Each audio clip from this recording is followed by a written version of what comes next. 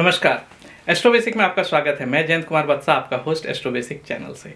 आज मैं डिस्कस करने जा रहा हूँ थॉट प्लेन के ऊपर। 4, 3 और 8 ये अगर आपके लोशो ग्रिड में प्रेजेंट है तो इसका क्या मतलब होता है, और अगर ये प्रेजेंट नहीं है तो इसका क्या मतलब होता है। अगर इसमें से एक नंबर प्रेजेंट है या 2 नंबर प्रेजेंट है तो उसका क्या मतलब होता है, ये सारा चीज़ हम लोग डिटेल्स में इस वीडियो में देखेंगे।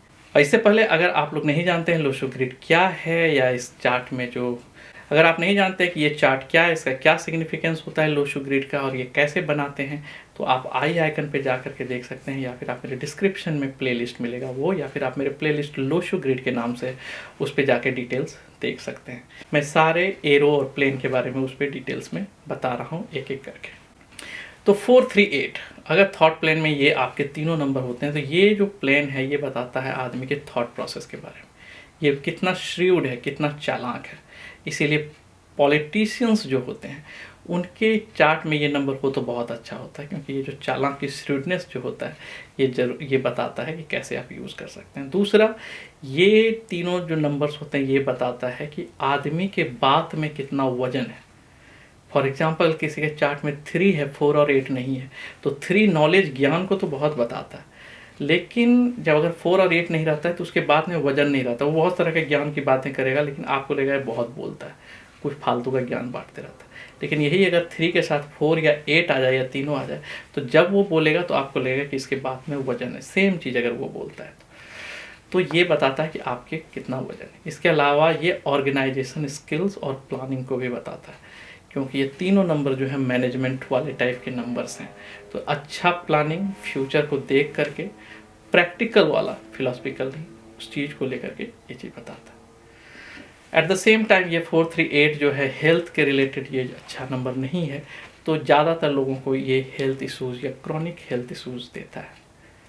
पर्टिकुलरली अगर रिलेटेड टू मैं बोलूँ तो एयर रिलेटेड जो डिजीज़ है, वाता, जोड़ों का दर्द, ये वाला जो चीज़ है ये ज़्यादातर देता है। साइनस वाला टाइप का जो ब्रीदिंग साइनस, ये वाला जो प्रॉब्लम है ये देता है। अगर ये चार्ट में प्रेजेंट नहीं रहता है तो बंदा जो है थोड़ा सा इलॉजिकल हो जाता है। जैसा मैंने बोला कि बात जो है वो करेगा तो वेटेज नहीं रहेगा उसका, सोचेगा ज़्यादा नहीं। अगर 4, 3, 8 नहीं है और 2, 7, 6 है तो बंदा सोचेगा नहीं, सीधा एक्शन ले लेगा, तुरंत जंप कर जाएगा कंक्लूजन पे, और डिसऑर्गेनाइज रहेगा। उसके पास अगर 4, 3, 8 नहीं है तो आप देखेंगे वो ऑर्गेनाइज्ड वे से काम नहीं कर पाता है। कुछ आधा एक काम किया, आधा छोड़ दिया, फिर कुछ किया, फिर छोड़ दिया। वो डिसिप्लिन मेंटेन करके स्टार्ट टू फिनिश तक नहीं। लेकिन हमेशा 4, 3, 8 में ऐसा नहीं है कि आपके पास 4, 3, 8 रहेगा या 4, 3, 8 एकदम नहीं रहेगा। हो सकता है कभी 4, 3 रहे, 4, 8 रहे या 3, 8 रहे। तो हम लोग देखते हैं कि इसका क्या मतलब होता है। Hello everyone. तो आज मैंने एग्जांपल लिया है 31 जुलाई 1982 का। तो आप देखेंगे तो ये चार्ट बनता है। उसमें से अगर आप ये वाले प्लेन को देखते हैं तो 438 का है। तो ऐसा जरूरी नहीं है कि हमेशा आपका 438 प्रेजेंट ही रहे। हो सकता है कि आपके चार्ट में केवल 4 हो, या केवल 3 हो, या केवल 8 हो, या हो सकता है कि 4-3 हो, 3-8 हो, या 4 और 8 हो। और बहुत सबके लोगों के चार्ट में जो है 4-3-8 तीनों रहेगा, या किसी के चार्ट में जो है 4-3-8 तीनों नहीं रहेगा। तो रिजल्ट जो है अकॉर्डिंगली वेरी करता है।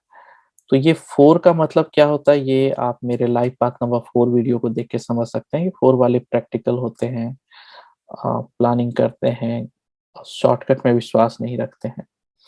वो ग्रे एरिया बेसिकली नहीं अच्छा लगता उनको, क्योंकि थोड़े फ्लेक्सिबल कम होते हैं। जो भी चीज वो प्रैक्टिकली सीखते हैं उसी पे स्टिक रहते हैं, और चाहते हैं कि सामने वाला भी उनके ही बताए हुए चीज को फॉलो करे, रादर देन वो नए आइडिया के लिए जल्दी फ्लेक्सिबल नहीं होते। 3 जो है वो जो होता है वो बेसिकली एजुकेशन से रिलेटेड है, नॉलेज विजडम से रिलेटेड है, सोसाइटी से रिलेटेड है। और 3 जो बेसिकली है वो आर्टिस्टिक टैलेंट को बताता है और एक्सप्रेशन को बताता है।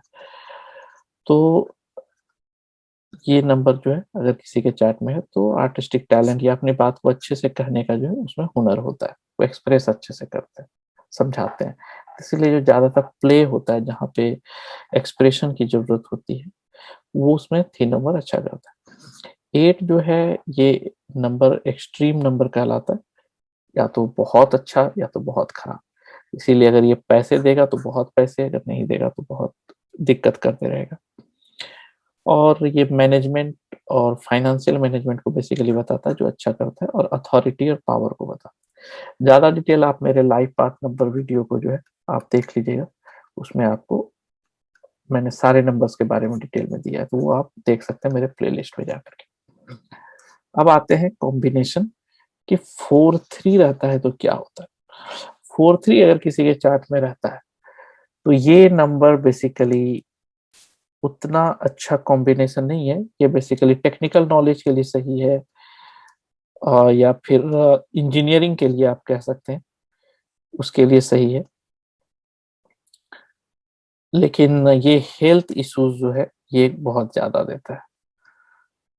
तो लोगों को यूजुअली ब्रीदिंग रिलेटेड प्रॉब्लम या साइनस रिलेटेड प्रॉब्लम ये हो सकता है, या 4 है तो गैस्ट्रिक, ये भी प्रॉब्लम जो है बहुत ज्यादा देखा जाता है। बट चूंकि जैसा मैंने बोला कि अगर 4 और 8 नहीं रहता और केवल 3 रहता है, तो वो बंदे का जो बात में जो है वजन कम रहता है। वो बोलता तो है लेकिन वो बहुत ही लगता है कि केवल बोले जा रहा है, उसके वजन नहीं है। जबकि 4 या 8 रहने से या एक भी रहने से थोड़ा उनके बात में वजन आता है, और वो जो बोलते हैं उसके पीछे का कुछ तो लॉजिक और तर्क रहता है, और कुछ प्लानिंग रहता है, कुछ आइडियाज रहते हैं। तो ये आते हैं, देखते हैं अगर 3 और 8 रहता है तो क्या होगा। 3 और 8 जो है ये भी थोड़े लाइफ में जो है अप्स एंड डाउन लेकर के आता है। और ये प्रॉपर्टी वाइज जो है ये तो दिलाता है, लैंडेड प्रॉपर्टी, नॉलेज, टेक्निकल और मैनेजमेंट नॉलेज, ये सब चीज ये दिलाता है। जहां तक नॉलेज की बात है ये ठीक है, लेकिन ये फिर भी हेल्थ इश्यूज जो है ये बहुत ज्यादा हेल्थ इश्यूज को क्रिएट करता है।